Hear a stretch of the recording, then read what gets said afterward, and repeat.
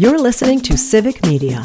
You can tune into any of our live shows on any radio station across the state with the Civic Media app. Find us in your phone's app store and listen anytime, anywhere. This is your WGBW Daily News Roundup for the Talk of Green Bay, 97.9 FM and 1590 AM. From the 97.9 WGBW newsroom, I'm Lisa Hale with this local news update. The City of Green Bay's city clerk will no longer provide election services to the Green Bay Area Public School District.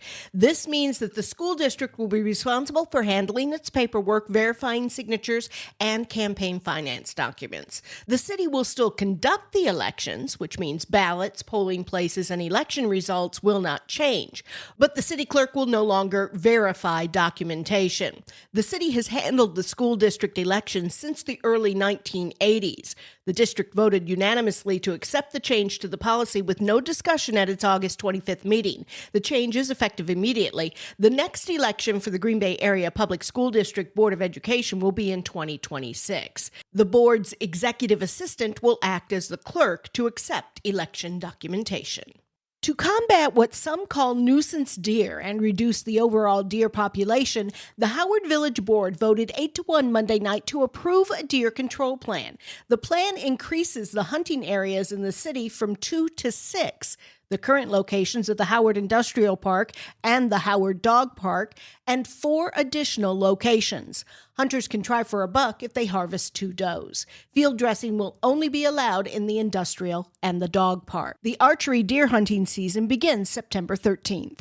$1 million in federal funds will be used to make public facility improvements at Zippel Park in the Oconto County town of Gillett. The funds are part of over $18 million in community development block grants given to Wisconsin by the U.S. Department of Housing and Urban Development, or HUD. Governor Tony Evers announced the funding yesterday.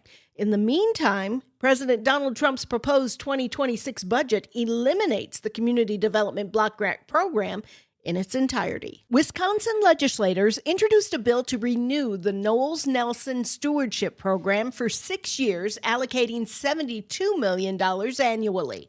Senator Kristen Dassler-Alfheim of Appleton is one of the bill's co-authors. She said the program adds value to our communities, the state's hunting and fishing heritage, and its tourism economy.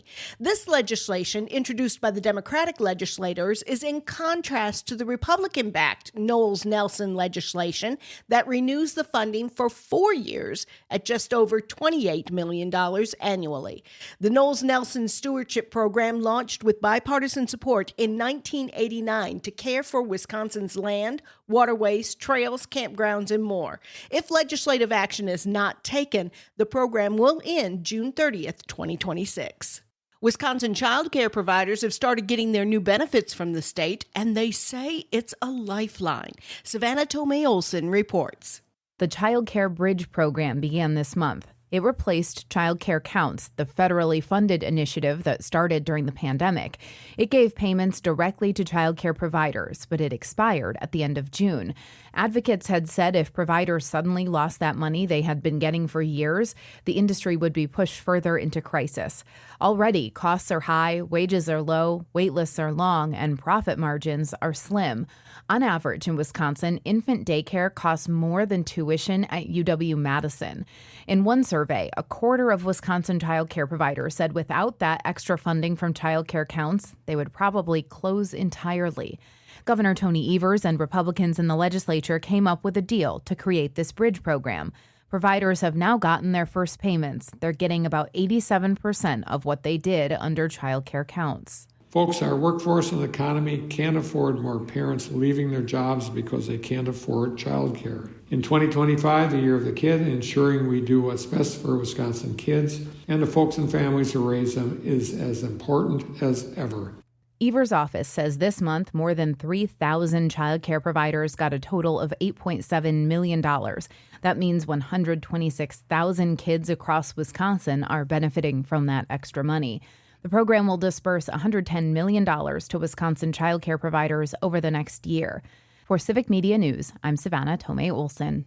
22-year-old James Vanderleest is ordered to stand trial for the death of a 2-year-old boy in a Green Bay home in June. Vanderleest waived his preliminary hearing on Tuesday in the death of Leo Escalante, who was the son of an ex-girlfriend. Vanderleest is not the boy's father. Vanderleest's father, David Vanderleest, told police the toddler fell down the stairs. David Vanderleest also faces charges in connection with the death of obstruction and aiding a felon. He returns to court in October. A man accused of shooting another while traveling on Highway 172 in Ashwaubenon on August 15th was officially charged with first-degree intentional homicide Tuesday. The criminal complaint says 18-year-old Jigwemko Layton of Nakusa told police he shot the man because he was afraid the victim would rob his home while Layton was at work. The court has ordered a competency hearing set for September 5th.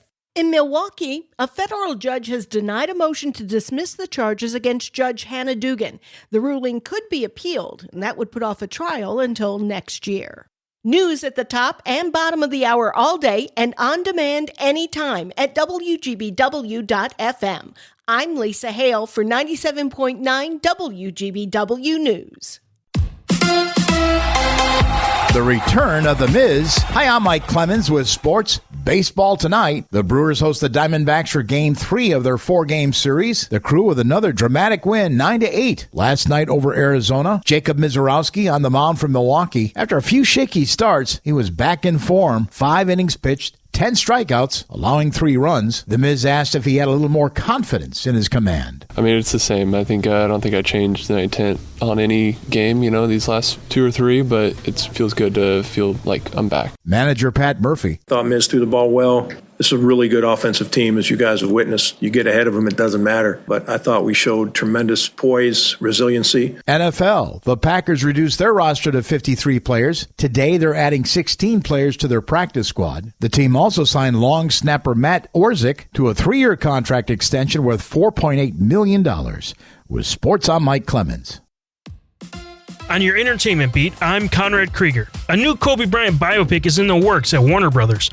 Warner Brothers acquired a script based on the dramatic true story of the NBA legend joining the Los Angeles Lakers. The film is supposed to be called With the 8th Pick, which makes no sense because he was drafted 13th overall by the Charlotte Hornets. The film has no release date set just yet. Well, in case you missed it, Taylor is engaged. Yes, Swifties, that Taylor. Travis Kelce popped the question 2 weeks after Swift announced her new album on the New Heights podcast and the week before football season officially starts. Swift then posted on Instagram saying, "Your English teacher and your gym teacher are getting married." I mean, that is if your English and gym teacher have a total of $1 billion combined. And this post is crushing Instagram numbers with nearly 18 million likes in just 3 hours. Will it be Travis Swift or Taylor Kelce? Well, I recently went to the theaters and saw a couple movies to look forward to. Seniors, a film about a 59-year-old, Mike Flint, who after nearly 4 decades returns to his alma mater to take the hit that changed everything. Bruised, doubted, and nearly broken, he pushes for one more game. Not for glory, but for his teammates he lost, the family he fractured, and the ending he still believes is possible. This upcoming football movie is set to release September 19th. A24's upcoming film, Marty Supreme, is based on Marty Reisman, Timothy Chalamet, who pursues his dream of becoming a champion table tennis player. And check out the trailer on YouTube. It looks awesome. This film is set to release on Christmas Day of this year. Lots of other releases feature Black Phone 2, Tron Ares, The Running Man featuring Glenn Powell, and Avatar Ash and Fire. Lots of movies to look forward to for the end of 2025. According to People News, Kenosha native Mark Ruffalo says he ate a lot of Philly cheesesteak sandwiches to prepare for his upcoming role. This just might be the best way to prepare for a role I've ever heard of. I just put a bunch of weight on, Ruffalo said. And no, this wasn't for Hulk. For that, he eats a lot of pesto. Sorry, that one was bad. This was in preparation for his role in the upcoming show Task, in which he stars as an FBI agent leading a task force to end a string of violent robberies. Task is set to premiere on September 7th on HBO Max. The Rock was scared. That sentence may have never been said before this beat.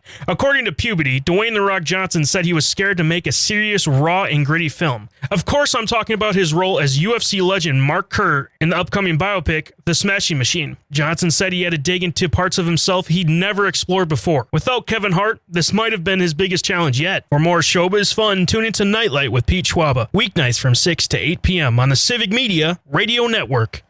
It is going to be mostly sunny today with a high in the low to mid-70s this afternoon. Tonight, scattered showers and thunderstorms with a low dropping to around 60. Tomorrow, an isolated thundershower early, then partly cloudy with a high in the upper 60s to near 70. I'm meteorologist Sean Cable. Currently, it's 51.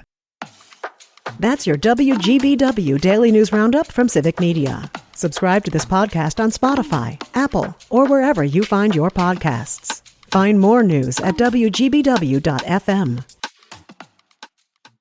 The national news cycle never stops, but it can be hard to find news about your local community. Civic Media is dedicated to providing quality local and state news coverage across Wisconsin. With the Civic Media app, you can get notifications about local stories that matter to you and your community. Find the free Civic Media app in your phone's app store and choose notifications from the menu to tell us what kind of news you want to hear about.